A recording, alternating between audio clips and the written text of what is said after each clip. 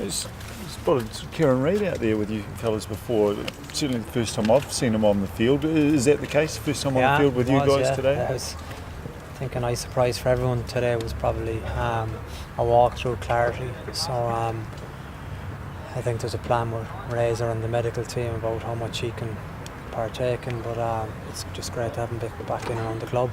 So it's just a slow sort of build up. We shouldn't get too excited. Yeah, I think a very slow burner at this stage. I think there has been a plan in place, but with long-term injuries, the plan obviously has to be pretty flexible. So I think it did give all the boys a bit of a lift, and he had 1 or 2 points, which is always valuable information. So it was a really positive Monday. How's he look? I don't know that he touched the ball, but it was walking speed today. But I think it's important for him too to get back into it. He's been out of it for a long while, so we just need to make sure we get the building blocks correct, because if a player as valuable as him to both here and New Zealand rugby, what you don't want is he comes back and he has a setback. So I think we're lucky that we have a brilliant medical team here that will ensure that hopefully no stone will be unturned by the time he takes the pitch.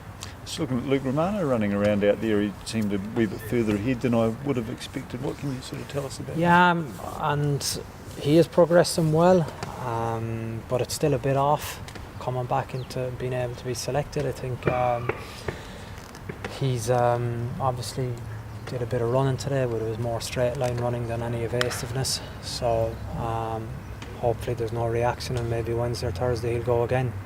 Manasa went off HIA right on sort of the death on Saturday night. How's he come out the back end of that? Yeah, he was good in the dressing room. I think he passed his HIA. I know he passed his HIA after the game, but I think the return to play obviously is very important and strict guidelines. So as far as I'm aware, there's another exam on Thursday, which he has to pass if he's to be available for this weekend. So he's obviously in the shake-up, but there are precautionary elements to his availability. Been a lot of comment about Joe and on the back end of the game and the judiciary and so on. How did you guys sort of feel some of the incidents in the game, the high tackle on Tim Bateman? There was no sort of follow-up on that. Did you feel as though you guys got the rough end of the stick? No, I don't think so. I think, I'd have the attitude that all these things level themselves out over the course of a season. You win some, you lose some on certain nights, but the most important thing is that I suppose you take the judicial procedure, or you take the refereeing decisions out of your hands. So we're in control of all these situations, so we have to make sure that we're squeaky clean on these issues. And I think there's a discipline that comes with that, and obviously when fatigue comes into it, it gets harder and harder, but it's something you need to train as well. So the message from the coaching staff here is that it's work in progress. We need to get better at it, and sometimes there are unfortunate incidents in the game, and other times there are stuff that we do control, and we may let ourselves down in terms of discipline, but that's the beauty of live sport. You can't press pause, and sometimes we make decisions, as all of us as players or as humans, that we regret. So you just get on with it. I think Joe has received his punishment, and you accept that, and you get on with it. He pleaded guilty, and I guess no fuss with that, and they made a call on that. Well, I mean, was it an instinctive scenario? Did he feel there was an early tackle coming? Or do you know what? I haven't even spoken to Joe about it, because it's not really my area. I think that's what Ray excels in, I suppose, dealing with the human side of decisions. So I stayed out of it. Did you sort of think 2 weeks is fair, Ronan, as a collectively, as a coaching group? Is it sort of like, I don't know, pleaded guilty? I don't even know it's fair or the right question or the right response. If nowadays they're making it, I suppose, very safe for people who want their kids being able to play rugby, and there's so much, I suppose, negativity around headshots or potential headshots that you just have to be squeaky clean, as I said. And if there are scenarios like that, I think everyone gets a fair hearing, and I think we got a fair hearing, and Joe has accepted his punishment, and we move on and we get him ready for when he's available. There's been a lot of talk in Australia about the incident or whatever. Do you think in any way smirches the reputation of the Crusaders? Because, I mean, it'd be fair to say you're not a dirty team. I mean, it's something that's probably out of character.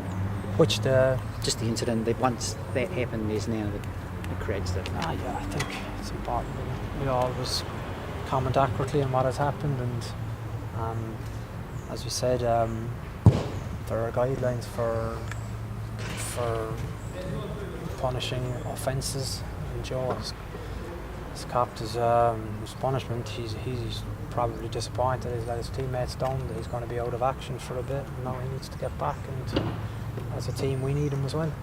It was Tim Perry, is he running around with that hamstring, given now we're talking about loose head props? Yeah, Tim Perry was training today, and it was obviously zero intensity today, but I saw him break into a little bit of a jog and do a little bit of testing, so hopefully later in the week it's been quite quick, I think, his progress from an injury that he did against the Brumbies in sprinting, so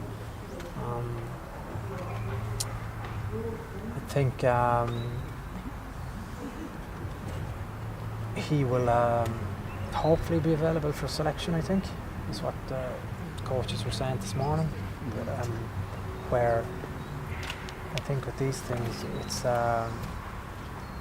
you've got to wait and see how they react after a high intensity workout. Okay, just shifting the focus to the Blues.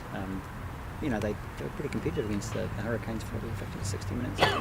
Yeah, I think you look at their first try, it was brilliant. I think just they have some extremely really interesting periods of rugby, and they look devastating at times, and then they give up a few points. As you're aware, I kind of have enough on my plate concentrating on what the Crusaders have to get right, so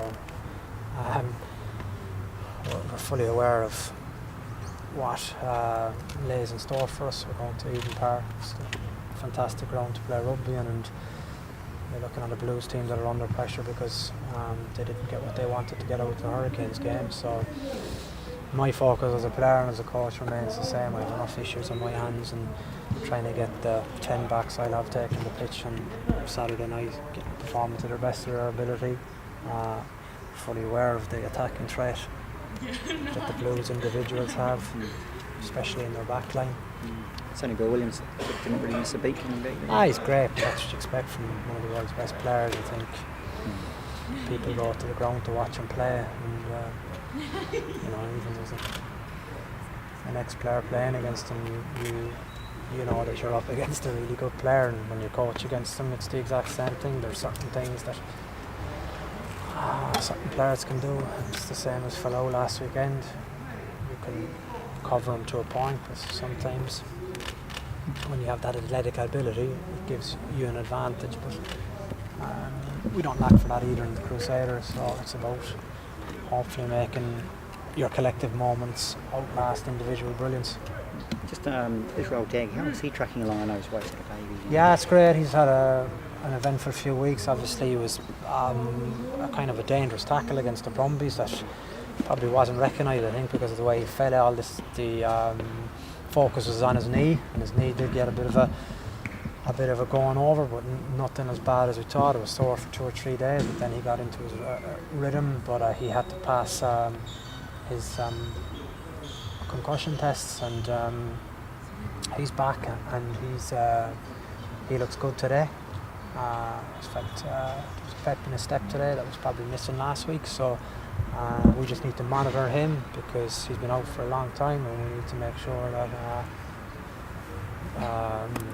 certainly that I get the best out of Israel Dag, because he's a key member of this team. Could he be available to play the Blues? He could be, and I don't have the final say on that, but I think by Thursday.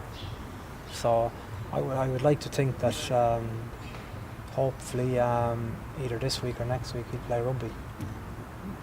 He's magnificent in the air, isn't he? You know, probably talk about Folau and probably Ben Smith and you throw Israel Dagg in that mix. How good would it have been, given the way they approached it on Saturday night? Has it sort of handed in a few ideas to the Blues, do you think? Yeah, well, they won't have Israel Folau chasing the ball this time. But you're right, I think nowadays there are so many areas to cover that you can't cover them all. You know what I mean? Like, are they going to be a running threat, or are they going to be a kicking threat? Attacking kicks are deadly dangerous to defend. And I think you look at probably why you can't give Foley or you can't give whoever plays 10 for the Blues that much time on the ball to be able to put the ball in the sixpence in an attacking zone. So we need to probably cut that out. But also, as you said, if you have someone like Folau on your team, you're looking for a serious jump out of your guy to beat him in the air, because that is his point of difference in World Rugby. So, you know what I mean, I'm sure they will have ideas, but I'd still, you know what I mean, whoever plays in the back three for us, they won't lack for, I suppose, courage in the air.